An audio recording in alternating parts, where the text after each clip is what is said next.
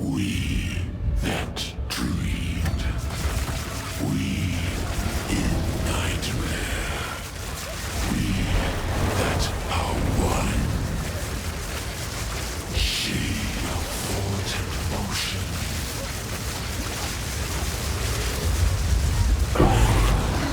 We that fail.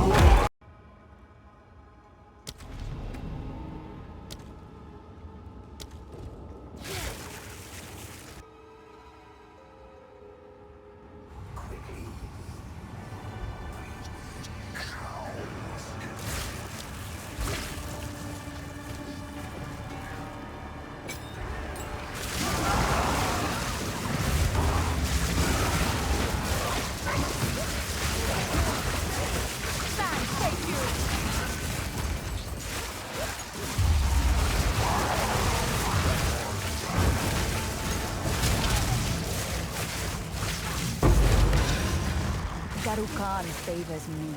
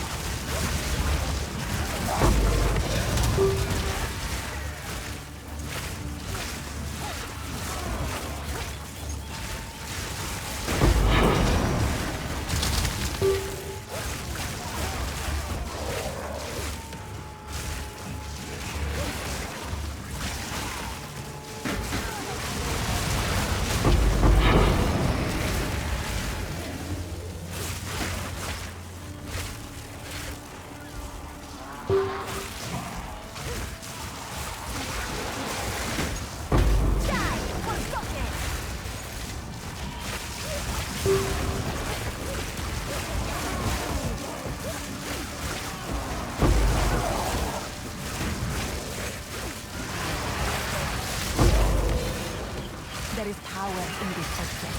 I can feel it.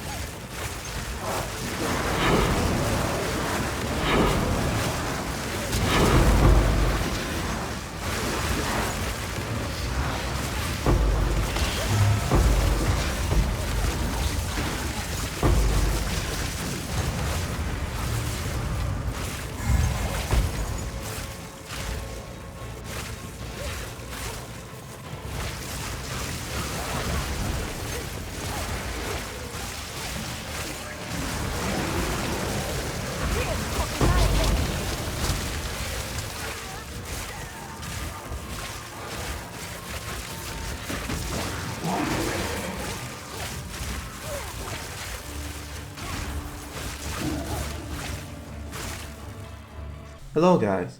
Since many of you have been asking about my build in the comments, here's a quick overview.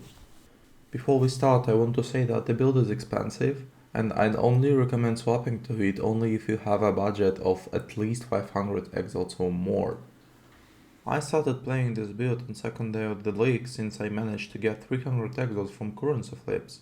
At that point I had 15,000 spark DPS and 11,000 energy shield, which was playable but lacked damage. Let's move to gearing. So 90% of your damage comes from Archmage, which scales with maximum mana. This also increases your cast speed due to the Stormweaver Arcane Surge Ascendancy. Also, Eldritch Battery converts flat energy shield into mana, which is essential for the build. For the wand, you'll want at least +4 level of lightning gems. This is the best affix, providing about 40% more DPS, high mana, increased spell damage or increased lightning damage, and of course some cast speed. And I'd say that the wand with +4 with goodly rolls on the other affixes is better than a wand with +5 with poor stats. Armor pieces need identical stats, aside from specific ones like +2 on focus or 30% movement speed on boost. You're looking for resistances, maximum mana and maximum energy shield. Additionally, stats like Rarity and Intelligence are nice but not mandatory unless you have a high budget. Any piece of gear with high energy shield can significantly boost your DPS. Also, you should probably go for reduced ignite duration on your chest, since it's a nice bonus but it's not necessary, you still can play without it. For mapping, I'm swapping my focus for a Trial Master Shield with the Rarity. While you lose some damage, you gain 210% rarity, which is essential for farming. If you can maintain clear speed, this swap is highly recommended. For the belt, Ingenuity is probably the best option. It's expensive but synergizes well with your rings. However, you can also play with a cheaper rare belt with the resistances and mana. For rare rings, prioritize mana, uncapped resistances, cast speed, and for mapping, look for at least 50 rarity for extra loot. The best option for the ring would be Dream Fragment, which frees up 4 of your passive points due to its immunity to freeze and increasing your mana by about 40% with the belt. If you can't afford it, just use a rare ring. Amulet is mandatory for us and you can't switch it. It's Everlasting Ace, as it provides your entire energy shield pool. And look for 30% roll. For anointments, go for Lightning Rod. This is the best passive for this pack. It's giving you 33% more DPS, though it doesn't reflect on the tooltip. As a cheap option, I would probably go with Deep Thoughts.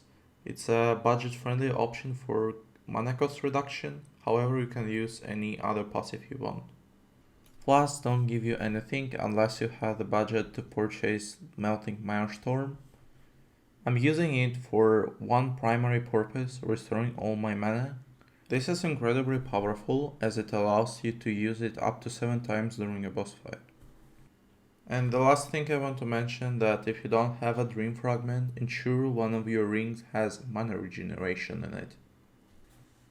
Now, passive skill tree. My build differs from others because I focused on maximizing the jewel sockets instead of the standard passives. Passives feel weak in the current state of the game, so I prioritize jewels with a cast speed, damage increases, maximum energy shield, or a faster start of energy shield recharge. Lack of damage, drop some ES nodes. If you need survivability, sacrifice DPS for defense nodes. The tree is very flexible, adjust it to suit your needs. Recently I switched to Adorned and Magic Jewels and gained about 30,000 spark DPS, but this is for main maxing and isn't necessary.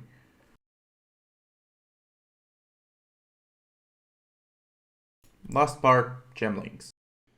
I'm using a Controlled Destruction, Considerate Casting, Acceleration, Arcane Temple, and Inspiration on my main link. In mapping, you can switch Considerate Casting for Fork to improve clearing, especially in breaches.